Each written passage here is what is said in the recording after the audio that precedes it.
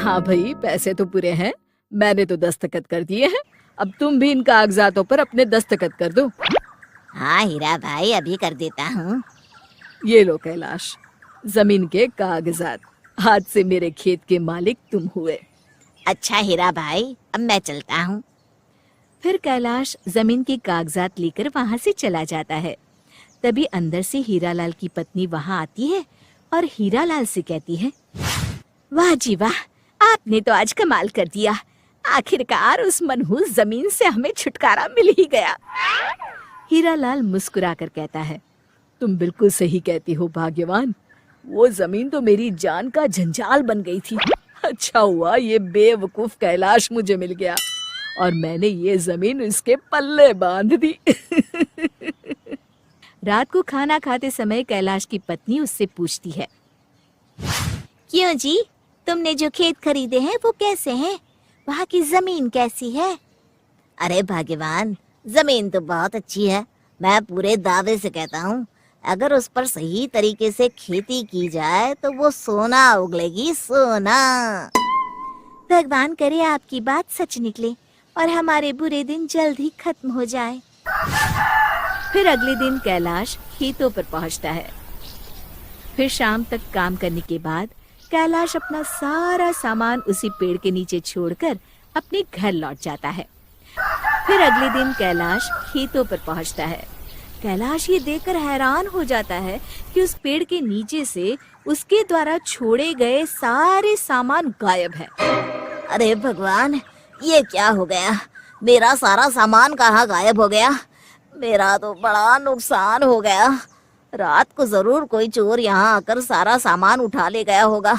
मुझे शहर जाकर फिर से सारा सामान लाना होगा। फिर कैलाश अगले दिन खेती के औजार और सामान वगैरह शहर से खरीद कर ले आता है और अपने खेत पर एक छोटी सी झोपड़ी बना लेता है। हाँ, अब ठीक है। मैं आराम से रात भर खेत में रुककर अपने सामान की रखवाली कर सकता हूँ। अब देखता हूँ कौन सा चोर आता है मेरा सामान चुराने। इस मोटे डंडे से उसकी अच्छी मरम्मत करूँगा। फिर कैलाश झोपड़ी के अंदर आराम से लेट जाता है। देखते ही देखते उसकी आंख लग जाती है। करीब आधी रात को एक तेज आवाज आती है और कैलाश की आंख खुल जाती है। कैलाश देखता है कि वो जमीन पर लेटा हुआ है और झोपड़ी आसमान में उड़ रही है और साथ में उसका सारा सामान भी झोपड़ी के साथ हवा में उड़ रहा है। अरे क्या हो रहा है? कहीं मैं कोई सपना तो नहीं देख रहा?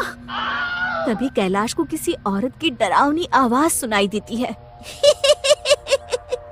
ये मेरा इलाका है, यहाँ इंसानों का आना मना है। जल्दी से भाग जा यहाँ से, वरना झोपड़ी के साथ तू भी हवा में उड़ता हुआ दिखाई देगा। मर गया रे, यह तो किसी चुड़ैल की आवाज है। इस पेड़ पर तो चुड़ैल का साया है। अब क्या करूं? हे भगवान, तू ही मेरी रक्षा कर। अरे कोई मुझे बचाओ। घबराहट के मारे कैलाश अपनी जान बचाने के लिए वहां से भाग खड़ा होता है। कैलाश तेजी से भाग रहा होता है, तभी उसे मुखिया जी का घर दिखाई देता है। कैलाश मुखिया जी के दरवाजे पर जाकर जोर जोर से आवाज लगाता है, अरे मुखिया जी, जल्दी से दरवाजा खोलिए, मुझे अंदर आने दीजिए। मेरे पीछे चुड़ैल पड़ी है। अरे इतनी देर क्यों लगा रहे हो मुखिया जी? मुखिया जल्दी से दरवाजा खोल देते हैं और कैलाश को इस तरह घबराया हुआ देखकर उससे पूछते हैं, अरे कैलाश, तुम इतनी रात को यहाँ क्या कर रहे हो और तुम इतने घबराए हुए क्यों हो? आखिर बात क्या है? कैलाश के साथ जो जो घटना घटी पूरे विस्तार से सारी घटना मुखिया जी को बता देता है।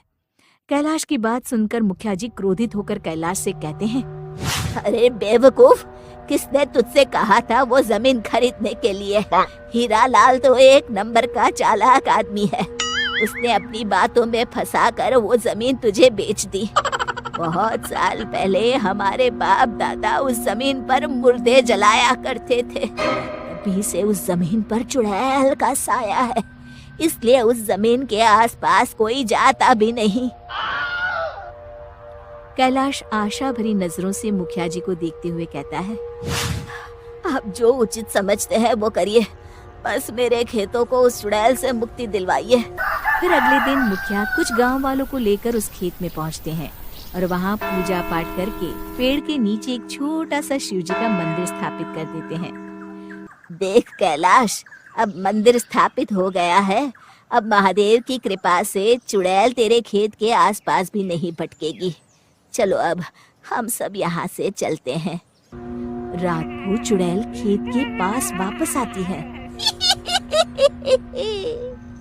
और जैसे ही चुड़ैल उस पेड़ के पास जाती है, अचानक उस पेड़ के आसपास एक तेज प्रकाश चमकने लगता है और चुड़ैल का शरीर जलने लगता है।